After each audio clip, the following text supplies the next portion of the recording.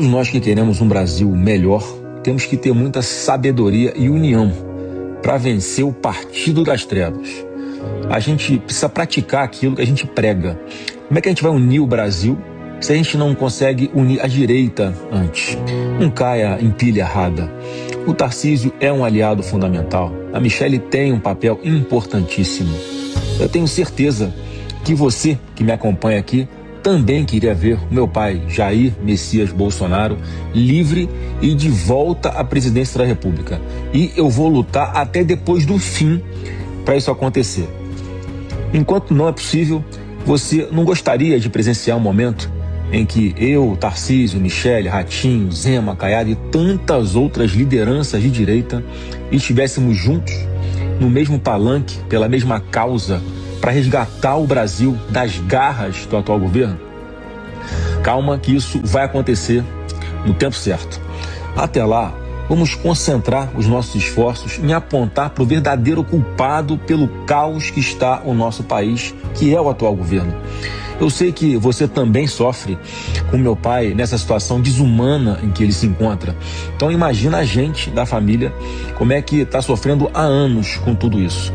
Mas vamos ter fé, porque Deus está no comando de tudo e no tempo dele as coisas vão melhorar. Sábado, dia 17 de janeiro de 2026. Sejam todos muito bem-vindos, meus amigos, a mais um vídeo do canal Terra Brasilis News. Espero encontrar a todos muito bem para podermos conversar um pouco. E claro, vocês prestaram atenção nesse curto vídeo, um resumo de um vídeo que o Flávio Bolsonaro postou hoje. E eu quis começar com esse vídeo justamente pois é tudo aquilo que eu tenho procurado tratar no meu canal, tentando desfazer as críticas infundadas a Tarcísio de Freitas, a Michelle Bolsonaro, né? Ao contrário do que fazem alguns influenciadores, dos quais não citarei os nomes, mas que vocês sabem muito bem quais são. Porque isto, conforme mesmo diz Flávio Bolsonaro, não ajuda em nada. Só atrapalha, só atravanca a vida dos brasileiros. E quem ganha com isso é a esquerda. Então, com tudo isto, eu gostaria de trazer a vocês uma verdade que poucos querem admitir. Ou, principalmente, a esquerda está com muita dificuldade de engolir. Pois é evidente a maturidade conquistada por Flávio Bolsonaro, como que se tivesse recebido aí espiritualmente de seu pai Jair Bolsonaro toda esta herança, né? Essa maturidade não surgiu do acaso, não veio sem querer, mas de uma predestinação forjada na adversidade. Sim, porque é tudo isso que está passando a família de Jair Bolsonaro, uma adversidade dificílima de enfrentar. Flávio Bolsonaro surge como um nome pronto, não somente pelo sobrenome que carrega, mas por uma construção política sólida para tirar o Brasil das mãos do PT, para devolver o Brasil aos brasileiros e recolocar o interesse nacional acima de qualquer agenda ideológica. Esta é uma maturidade conquistada antes da hora. Existem momentos na vida em que o tempo deixa de ser um aliado paciente e passa a ser um cobrador implacável. Em cenários assim, o homem não amadurece por escolha, ele amadurece por necessidade. É comum vermos no dia a dia crianças que perdem seus pais muito cedo, e eles ainda jovens são obrigados a assumir, a antecipar uma maturidade que é pesada, é difícil. E é justamente isso que Flávio Bolsonaro tem feito. Uma maturidade política, onde ele está sendo forjado mais cedo do que esperava. Então essa maturidade chega antes da hora porque os desafios não permitem hesitação, não dá para esperar. É sob muita pressão, conflitos e responsabilidades que a consciência se expande. O caráter se consolida, e a visão se torna mais ampla do que jamais se imaginou. É exatamente nesse ponto que se encontra Flávio Bolsonaro. Suas falas já não carregam apenas firmeza. Elas revelam equilíbrio, domínio emocional e compreensão profunda do momento histórico que o Brasil atravessa. E não se trata de uma retórica inflamada ou de bravatas fáceis, mas de uma postura construída no embate real, onde erros ensinam, ataques fortalecem e o peso das decisões molda líderes de verdade. Flávio Bolsonaro demonstra ter aprendido com a experiência de seu pai, Jair Messias Bolsonaro.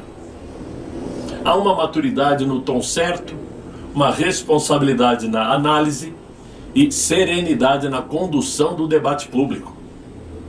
Ele fala como alguém que entende o tamanho do desafio nacional e, mais do que isto, como quem se preparou para enfrentá-lo sem perder a lucidez. Em um país como o nosso, exausto de improvisos, cinismo e projetos de poder disfarçados de virtude, essa postura não passa despercebida. Flávio Bolsonaro está pronto e nós estaremos com ele, mesmo sabendo dos riscos que cercam o pleito eleitoral que se avizinha.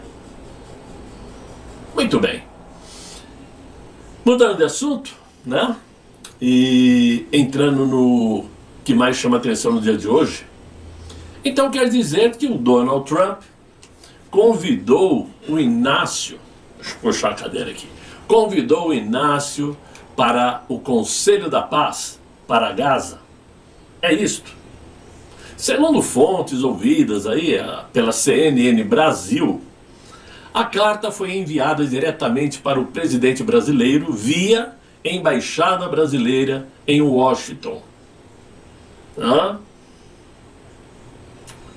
Aí eu eu explico o seguinte: essa notícia soa, no mínimo, estranha. Porque enquanto Donald Trump anunciou publicamente a criação de um Conselho de Paz para Gaza, fato confirmado por agências internacionais de notícias e pela própria imprensa americana, nenhum grande veículo dos Estados Unidos mencionou, até agora, um convite formal ao presidente brasileiro. Não existe essa informação em lugar algum, pelo menos até agora, 17 horas, que é o horário que eu estou gravando o vídeo. Ainda assim, a CNN Brasil afirma que o Inácio teria sido convidado diretamente por Trump. Ele precisa desse tipo de notícia para tentar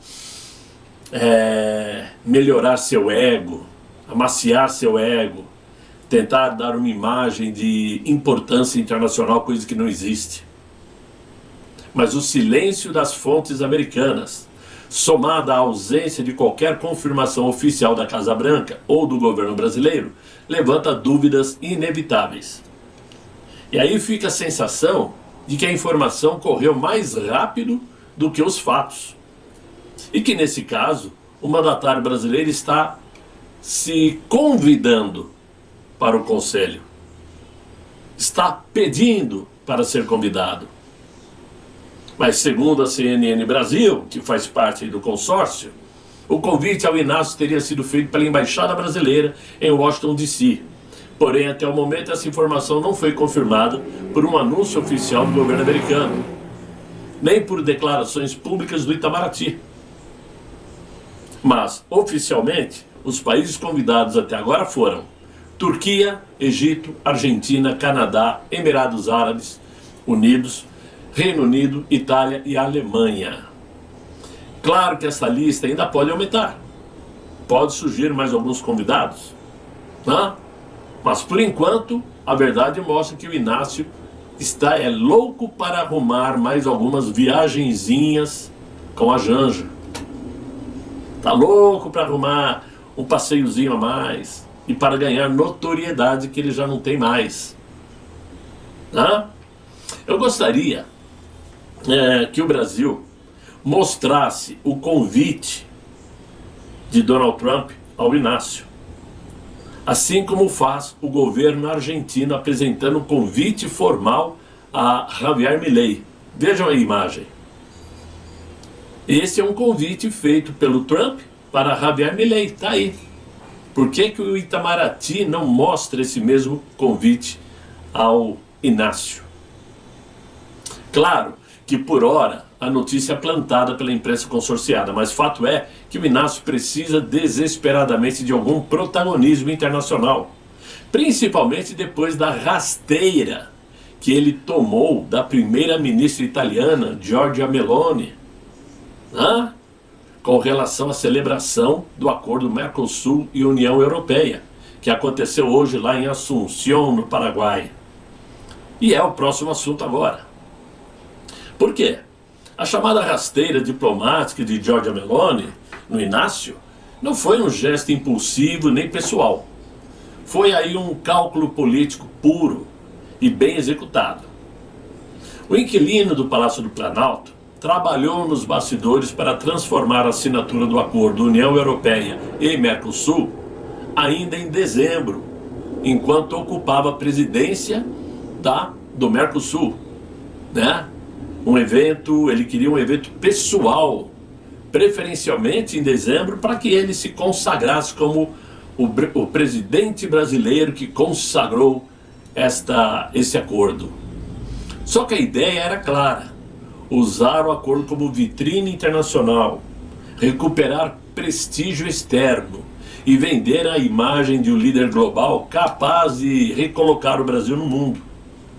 O problema é que, no lado europeu, quem tinha o poder real de destravar esse acordo, ou travar, era a Itália. Giorgia Meloni percebeu isso antes de todos. Com forte pressão interna do agronegócio, lá na Itália, especialmente produtores de carne, queijos e vinhos, ela segurou o aval político até o último momento para aceitar o acordo União Europeia-Mercosul. Enquanto o Inácio apostava no simbolismo e na pressa, Meloni jogava com o tempo. Ao atrasar o apoio italiano, esvaziou-se o plano brasileiro, porque terminou dezembro e o Brasil já não era mais a presidência itinerante, digamos assim, do Mercosul. E isso forçou a uma costura final a acontecer fora do Brasil. Já que não fechou até dezembro, poderia ser em Brasília, então agora vai ser aonde? Melhor dizendo, foi aonde? Em Assunção, no Paraguai, porque o Paraguai atualmente é o novo presidente do Mercosul, presidente paraguaio, né? Muito bem. Só que, engraçado que é justamente o Paraguai onde nasceu o Mercosul em 1992, né? Justamente no Paraguai que foi celebrado aí o acordo com a União Europeia. Muito bem. Com o Paraguai assumindo o protagonismo que o Inácio buscava, claro que ele ficou sem pai nem mãe. Ficou sem graça. Mas a mensagem foi direta, ainda que silenciosa. A União Europeia não fecharia o acordo para atender à agenda política do Inácio, mas sim quando e onde fosse conveniente para os interesses europeus. Assinar depois, em Assunção, como aconteceu hoje, retirou o peso simbólico do Brasil e reforçou a narrativa de decisão coletiva do Mercosul, exatamente o oposto do que o Palácio do Planalto desejava. E aí houve uma costura entre Giorgia Meloni, pela União Europeia, e Javier Milei, pelo Mercosul. No fundo, Meloni explorou uma fragilidade brasileira, que é a ansiedade por protagonismo. Enquanto o Inácio precisava do acordo como vitória política, diplomática, a Itália podia se dar ao luxo de esperar. Essa assimetria de interesses produziu o resultado final. A rasteira não foi um golpe visível, mas um movimento de xadrez. Meloni travou, esperou, reposicionou o tabuleiro e obrigou o Inácio a aceitar um acordo sem palco. Tanto é que ele não foi até Assunção participar da assinatura, né? Ficou chato, hein, o Inácio? Ficou mal demais, hein? Não quis dar o braço a torcer, não é verdade? Agora, tratando especificamente sobre o acordo, estrategicamente, ele reposiciona o Brasil no comércio internacional, sim. Resgata o protagonismo do Mercosul, talvez. E evita que o bloco se transforme em um projeto esquecido e irrelevante diante do peso de Estados Unidos, China e das novas dinâmicas globais. Ao mesmo tempo, esse acordo impõe ao Brasil um choque de realidade. Exige regras mais rígidas, o que não é comum no Brasil. Exige padrões ambientais elevados, rastreabilidade e eficiência produtiva. Haverá por parte da União Europeia, ao Brasil, muita pressão por modernização, algo que o país adiou por décadas. O problema é que o custo dessa abertura não é um custo muito baixo. A indústria europeia chega mais preparada, mais tecnológica e amplamente subsidiada dentro desse acordo, enquanto setores industriais brasileiros entram na disputa em clara desvantagem. Existe aí o risco de perda de competitividade, fechamento de fábricas e aprofundamento da desindustrialização. E isso é real, sobretudo para pequenas e médias empresas que dificilmente terão tempo e capital para se adaptar. O discurso oficial fala em benefícios ao consumidor. Ah, que maravilha, né? Porém, esses ganhos não chegarão rapidamente. Pode demorar década. As reduções tarifárias serão muito graduais, distribuídas ao longo de uma década, como eu disse, ou até mais. E não irão anular fatores internos como impostos elevados, logística precária e instabilidade cambial. Até porque o Brasil não poderá mais vender determinados produtos europeus. Não me aprofundei muito no assunto, mas existem algumas marcas de champanhe, de vinho, por exemplo, que o Brasil não poderá vender mais. E outros produtos, evidentemente. Vamos parar por aqui, senão eu vou falar bobagem. O consumidor não sente impacto direto, né? Os preços não vão cair do dia para a noite. E o comércio não vai se transformar instantaneamente, muito pelo contrário. O que começa agora é um processo longo, técnico e silencioso, cujos resultados só aparecerão ao longo de anos. O acordo vai expor fragilidades antigas e cobrar um preço alto de quem não estiver preparado. Então, não é uma vitória automática, é apenas uma aposta, que pode render frutos ou aprofundar problemas, dependendo do quanto o Brasil estiver disposto a fazer o próprio dever de casa. No fim, esse acordo é apresentado como um marco histórico, mas deixa claro que o Brasil entrou na fase final, mais preocupado em não perder relevância internacional do que garantir condições equilibradas para sua própria economia. Agora, mesmo com essa assinatura do acordo, o Parlamento Europeu já marcou para o próximo dia 21, quarta-feira, a votação de 2 pedidos de eurodeputados para levar o acordo de livre comércio a uma avaliação do Tribunal de Justiça da União Europeia. O tribunal vai avaliar os fundamentos jurídicos do acordo. Caso a Corte dê parecer negativo sobre o tratado, suas regras não poderão entrar em vigor a menos que seu conteúdo seja alterado. E mesmo que o tribunal não barre o acordo, a aprovação do pedido de judicialização significaria atrasar o acordo negociado, já há mais de 26 anos, diga-se de passagem, né? Em pelo menos 16 e 18 meses. É o tempo que vai levar essa judicialização. Já vai começar atrasado, digamos assim, né? Então assinou hoje, mas o início ainda não se sabe a partir de quando irá prevalecer. De qualquer forma, após a assinatura do acordo que ocorreu hoje, ele ainda precisa passar por um processo de ratificação interna, pelos legisladores de ambos os blocos, o Parlamento Europeu e o Parlamento aqui no Mercosul, né? Os parlamentos dos países que fazem parte do Mercosul, para poder valer, para poder começar a valer. Também será necessária a aprovação dos parlamentares no Brasil, né? Não podemos nos esquecer disto. Então, não adianta o governo vir querer aí celebrar o acordo Mercosul-União Europeia no governo do Inácio. Não vai mudar em absolutamente nada, porque o acordo foi fechado lá no Paraguai, é isso que vai ficar marcado na história. Quando alguém entrar no Wikipédia lá, daqui 10, 15 anos, vão ler, né? Acordo União Europeia com o Mercosul, realizado no Paraguai, em 17 de janeiro de 2026, é isso que vai aparecer. E o Inácio, nessas alturas, chupou o dedo, né? Ele tem que colocar a mão na consciência e entender de uma vez por todas que ele está aí com quase 80 anos, está em 2026 e já não é mais aquele Inácio que chegou como novidade em 2022, se achando, né? Tudo que falava, todo mundo admirava. Oh, que novidade, quem é esse cara? É igual a gente, né? Igual nós. Por exemplo, quando nós temos aí 20 anos de idade, 25, né?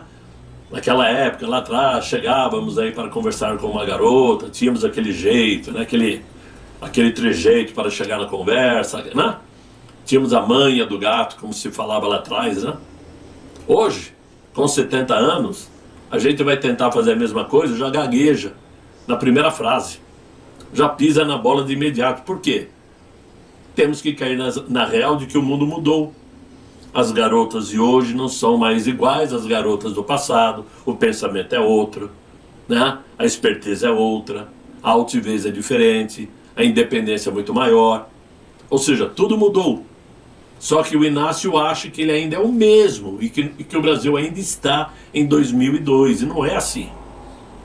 Por isso, os dias dele estão contados, podem ter certeza. Eu ainda tenho muitas dúvidas que ele consiga sair candidato à reeleição em outubro próximo. A dúvida que fica no ar é quem sairia candidato pela esquerda. Porque pela direita nós temos certeza, Flávio Bolsonaro, o novo líder brasileiro, que está recebendo toda a influência, toda a ajuda, todo o conhecimento de seu pai, Jair Messias Bolsonaro, que ainda vai sim para uma prisão domiciliar, mesmo que injustamente, mas vai para casa, mesmo com Gilmar Mendes tendo dito não hoje. Mas eles não conseguirão segurar essa onda por muito tempo, tenho certeza disso. Então, meus amigos, é o que eu tinha para vocês nesse vídeo de hoje. Espero que vocês tenham gostado. Deixem aí os likes, se inscrevam no canal, convidem os amigos para me acompanhar aqui no Terra Brasilis News. Torne-se membro do canal se você puder. É uma forma de colaborar e ajudar o canal a se manter vivo, né? Principalmente deixando os likes para fazer o canal ser movimentado dentro do YouTube. E eu espero encontrá-los amanhã com um novo vídeo, se Deus quiser, e Ele há de querer. Fiquem todos muito bem, fiquem com Deus. Tchau, tchau.